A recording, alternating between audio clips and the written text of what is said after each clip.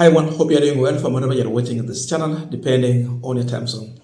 Now, yesterday it was on a Sunday, and of course we expected a statement from William Ruto somewhere in the church regarding Gachagwa and other politicians, just as usual. And so, regarding Gachagwa was in Naivasha. There is a statement that he made. It is a very weighty statement. And I want us to look into that because, again, I've seen the government now taking the responsibility to respond to regarding Gachagwa.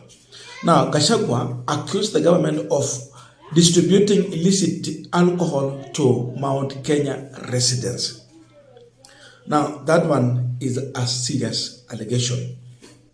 According to Gachagwa, Ruto allegedly instructed the PS for Interior Raymond Omolo to order the reopening of all alcohol stores, including the companies that manufacture this drink.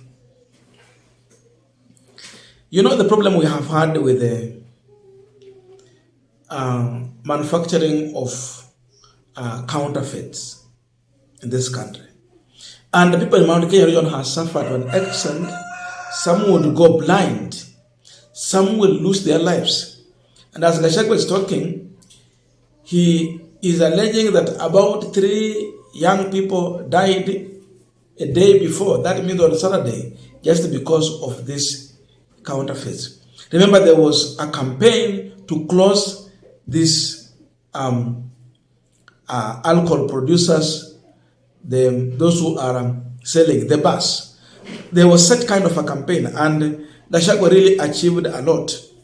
But now, this is what he's alleging, that the president has instructed the Interior PS to reopen those stores. The Interior Security PS was instructed by the president to reopen all these alcohol factories, and they were asked to sell the alcohol exclusively in Mount Kenya. It is not sold in Rift Valley or anywhere else. Since they forced me out of office, the president has ordered all the illicit alcohol that kills people to be brought here to destroy our young people. That is regarding Gachagwa while in the church. Now, PS Raymond Omolo responded to this. And in his response, Omolo is terming the former deputy president's remark as inflammatory and politically motivated. Now you see, they bring politics into such a serious statement. According to PS Omolo, this is what he's saying, that the government does not produce, distribute, or retail any alcohol drink. And the problem of substance misuse affects people from all walks of lives, including parents and children. Si vijana tu, parents wanahusika, na watoto pia wanahusika. Again, when he said that the government does not distribute, retail, or this alcohol, they don't distribute, they don't retail it. We understand that, but it is the responsibility of the government to make sure that whatever the customer is consuming has been approved by KEBS. Why do we have KEBS? And why do we have a government? What is the duties and responsibility of a government to make sure that we are not being served with poison and they are paid for such work? So this is the remarks from PS Raymond Omolo. I quote him: "We wish to condemn the reckless statement made by the impeached former deputy president Gachagwa in a church service he uttered yesterday, accusing the government of deliberately targeting citizens of Kenya in Mount Kenya region with illicit and counterfeit alcohol distribution. We welcome Gachagwa to make official complaint and present the evidence he may hold to our investigative enforcement officers. So wanasema aende. We continue with this statement. We take great exception that such grave national matters can be trivialized by one individual on a church podium, nonetheless without empathy for the families that may be struggling with this crisis. It is therefore in bad faith and disingenuous for Gachagwa to turn around after serving this country at highest office and lay such ridiculous claim on such a sensitive matter. Now, that is the response from Raymond Omolo. And you have heard Gachagwa's statement. Before we continue with the panel discussion, just a quick request for those who are watching this channel and you have not yet subscribed, please consider subscribing. To our returning subscribers, I must say thank you so much. And again, to all our viewers, please give this video a thumbs up. Thank you so much, and back to our discussion. Now, one of these two people might be lying. Is either Raymond Omolo is lying or Rigathi Gachagua. But at least what I can tell you, going by this, at one person between the two is lying. So, in your view, who between these two people might be lying? Nani mwongo hapa?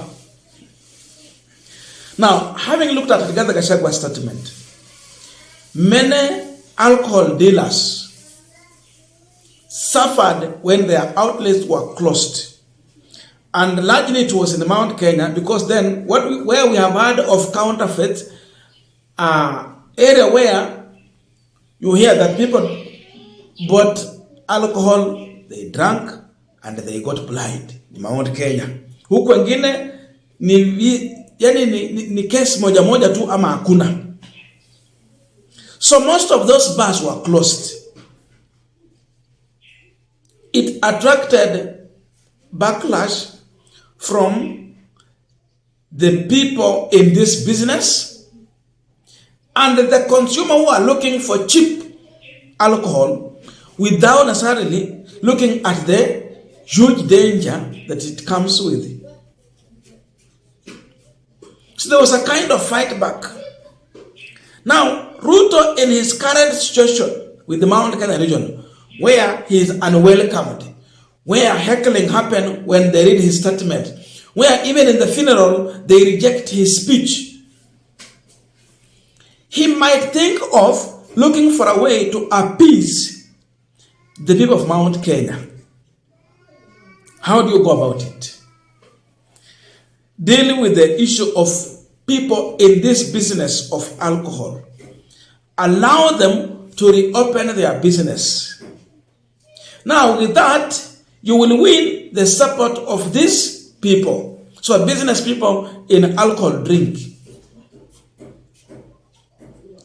The government might think of dealing with that by allowing them to continue with their business without necessarily thinking of the harm that it brings.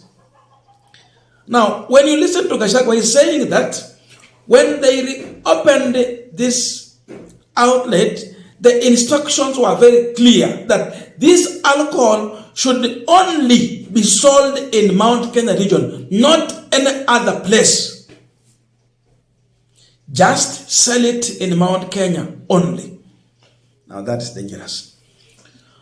So, Ruto might be looking for a way to get the business people on his side. Secondly, yani unatumia jiwe moja kuua ndege wawili. He's also dealing with those who are looking for this cheap alcohol. Walevi. Since these outlets were closed, walevi hawangepata mahali pa afford hii pombe, because it is now also cheap. Cheap and poisonous, by the way. Now they can access this dangerous product at a cheaper price. So they will be happy. Gachagwa closed, Ruto has opened, we can afford it. But forgetting how dangerous it is.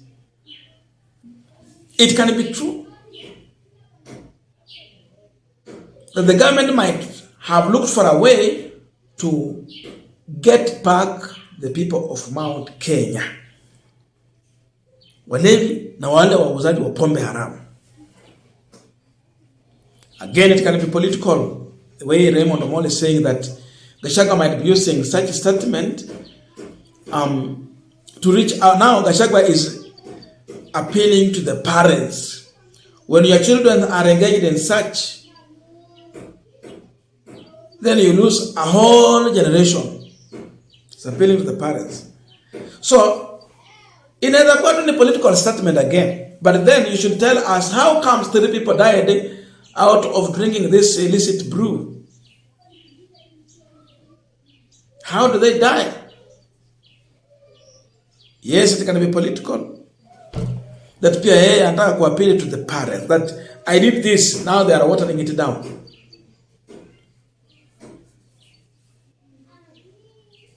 But it is dangerous if this government has decided to settle the political equation in Mount Kenya region by subjecting the residents to poisonous drink. Wenyewe walevi watachukua tu sababu ni pombe ambayo iko affordable. So you should not manage politics in such a way that you end up risking a whole generation. I don't know your views, but let us know in the comment section to continue with this discussion. Thank you so much and see you in our next video.